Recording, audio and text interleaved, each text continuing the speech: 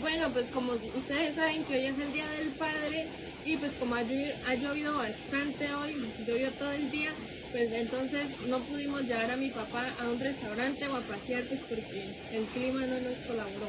Pero bueno, no importa.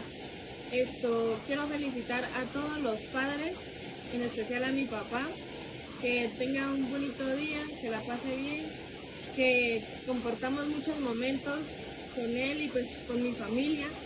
Ya que somos una familia pues muy bonita. Y pues aquí tenemos esta pizza y pues tenemos esta de acá también y vamos a compartir en esta noche un rato con él y pues vamos a compartir esta pizza con mis papás, con mis hermanos también.